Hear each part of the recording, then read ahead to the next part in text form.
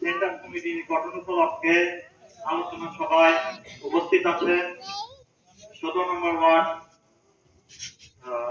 জামাত ইসলামের সাধারণ সম্পাদক আমাদের সম্মানিত আবু আসলাম ভাই, উপস্থিত আছেন জোন পরিচালক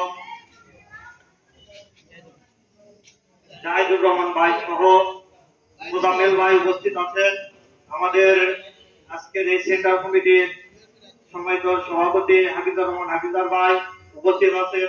আতিকুল ইসলাম ভাই সাধারণ সম্পাদক যুব বিভাগের জয়বার ইউনিটের সভাপতি আমাদের ওয়াজেদ ভাই সহ উপস্থিত সকল নেতৃবৃন্দ এবং সকল ভাইকে আমার আন্তরিক শুভেচ্ছা সালাম। আসসালামু আলাইকুম। আজকে বক্তব্য দেওয়ার এখানে কিছুই নাই, এখানে মেহমানের আছে, তারা মূলত বক্তব্য রাখবে। আমি শুধু একটি কথাই বলতে চাই, এই সামনে যে নির্বাচন, এই নির্বাচন একটি আগামী দিনের বাংলাদেশ কি হবে, আগামী দিনের বাংলাদেশ সন্ত্রাস মুক্ত, চাঁদাবাজ মুক্ত, ভূমিদস্যু মুক্ত এবং এই বাংলাদেশ আদর্শ একটি রোল মডেল যেন বিশ্বের কাছে হয়, এই লক্ষ্যে বাংলাদেশ জামাত ইসলামের আপনাদের কাছে প্রতিজ্ঞাবদ্ধ।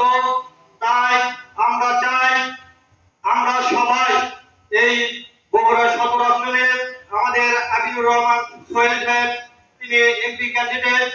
আমরা একটি কথা বলতে চাই, এই বগুড়া কোন নির্দিষ্ট দলের নয়, কোন নির্দিষ্ট মতের নয়, এই বগুড়া জনগণের, এই বগুড়া জনগণ তাকে ভোট দেবে, এই বগুড়া তার।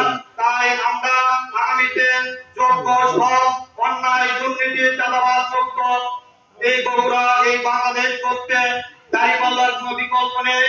তাই আমরা এই যে সেন্টার কমিটি আজকে গঠন করা হচ্ছে, এখানে আপনারা যারা আছেন সবাই দায়িত্বশীল।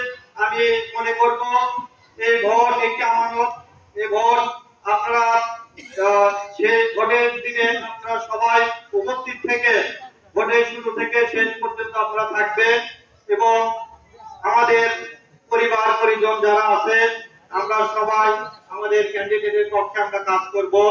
আমরা এই প্রত্যাশা রেখে আমি আমার বক্তব্য এখানে শেষ করছি।